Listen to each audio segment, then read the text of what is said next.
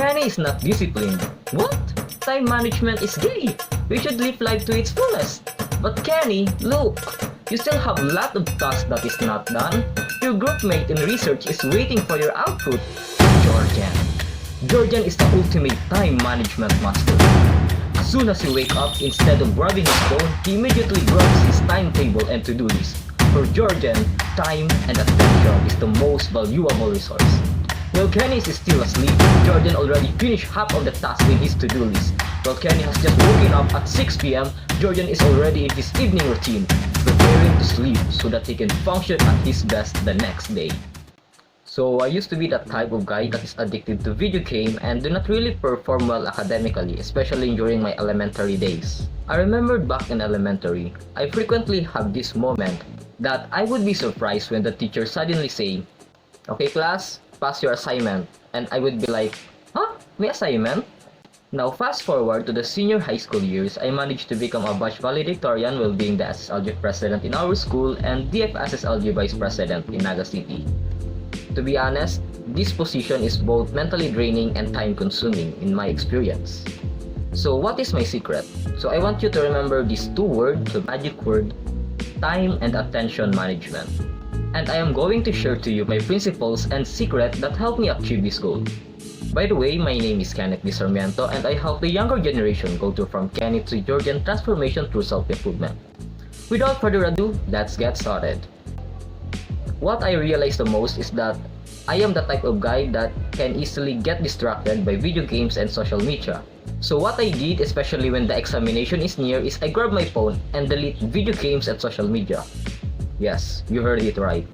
I accidentally discovered it when I was grade 7, and I realized that whenever I delete video games and social media weeks before the examination, I really scored so much higher compared to my past performance.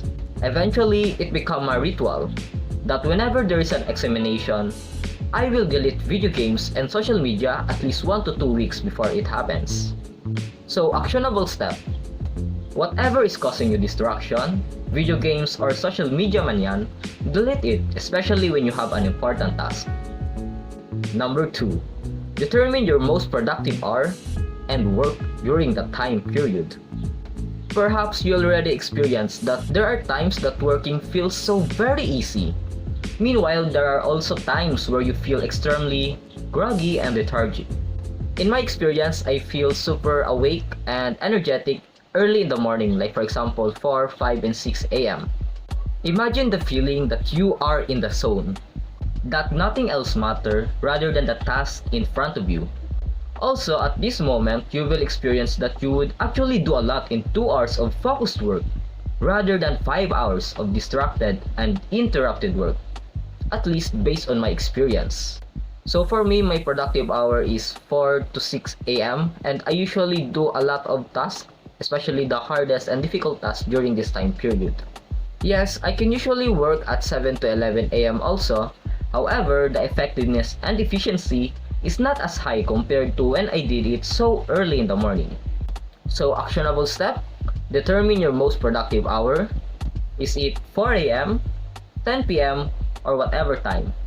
You can write it down in a piece of paper or you may experiment it by yourself regarding on what specific time period do you function best. After that, I want you to grab a 1/4 sheet of paper and write 1 to 2 most important tasks and paste it in a place that you frequently see. Now, whenever it is your most productive hour, what you will do is put the gadget or whatever distracting you in other side of the room and start to do your task. At first, you will experience a lot of resistance and I want you to say to yourself, just 5 minutes. And after that, I will decide whenever I want to continue or not. After that, ask yourself, do I still want to do it? I'm sure 10 out of 10 times you will say, oh yeah, I want to do it also because it just feels so easy. Because actually the hardest thing is just the first step. And once you gain the momentum, everything just feels right and easy. Number 3, create timetable. Do you remember the time schedule in your school? Like for example, 7:30 math, 8:30 English, 9:30 recess. Based on my experience, having a timetable physically and digitally helps my brain to be guided on what should I do at a specific time. thus reducing the chances or times that I frequently procrastinate. By also having it pasted on your wall, you now have the accountability to do the work, even if you do not feel like doing it. So I remember during the junior high school years, I created a timetable for the first time. And for me, pasting it in the wall feels so very uncomfortable and I was so embarrassed actually. So what I did is I hid it under the table and eventually, I forgot the task that I should do.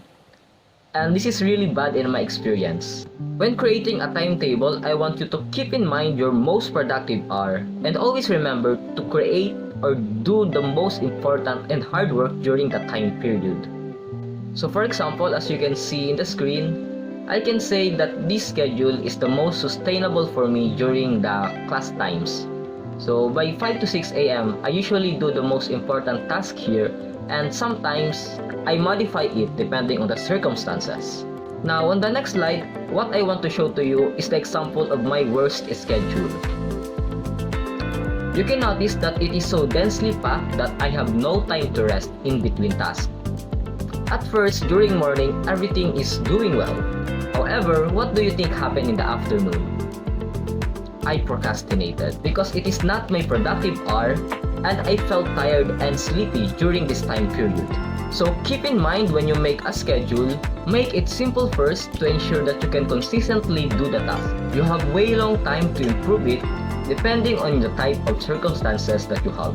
But hey, what's important today is you create your own schedule. So actionable step, grab a ball pen and piece of paper. Do it right now. Now on the left side, write the time at a 1 hour interval. For example, 6 a.m., 7 a.m. until the time you want to sleep. While on the right side, write the activity you want to do. Do not overdo it. Just create a very simple timetable that you know will be easy for you to stay consistent. You may use this as reference when you create your own timetable. After you done it, job well done. You actually managed to finish the first and most important step in time management. For now, that's all you need to do. And your task is, at all times, whether you feel like doing the work or not, just do it anyway. If the resistance is great, just say, 5 minutes. I will just do it in 5 minutes and after that, I will ask myself whether I still want to do it or not. Because most of the time, 10 out of 10, just need momentum. Because the hardest step is just the first step. So in this last section of the video, it is dedicated for the incoming SSLG president that is also aspiring to become a top student. So if you're not like that type of person, you may consider closing this video now. So in my experience, there is a saying that you can actually balance anything like 50-50%. However, in my experience, it is not accurate. Because throughout my term as SSLG president, it is extremely difficult to balance the academic and leadership at the same time. There are times that you will focus more on academics and there are also times that you need to focus on leadership. So what I did is I developed 80-20 micro season. Very word naming. So this is the type of micro season that would usually last 1 to 2 weeks. For me, there are 2 seasons, academic season and leadership season. During academic season, 80% of my schedule and task is related sa schoolworks. During this time, lahat ng mga projects and other schoolworks is tinatapos ko na in advance. Yes, even if 2 to 4 weeks pa yung deadline, tinatapos ko na kagad. Meanwhile, during this time, 20% of my schedule is for school organization. Usually, since konti lang yung time ko dito, nakafocus lang to sa planning, task delegation, and more on meetings. So I remember the moment when my classmate frequently asked me like, how did I manage my time despite my pretty very overloaded season? Actually, I also feel weird because while yung mga classmate ko is nagko-complain that they have no sleep or just 2 to 3 hours lang yung sleep nila after cramming the projects. And here I am, having 7 to 8 hours of sleep the night before and doesn't feel stressed. The reason? I already managed to finish it weeks ago. After academic season, mag-shift na tayo sa leadership season. So in the same way, it can last 1 to 2 weeks depending on the task loaded during that time. During this time, 80% of my schedule is related na sa mga school organization.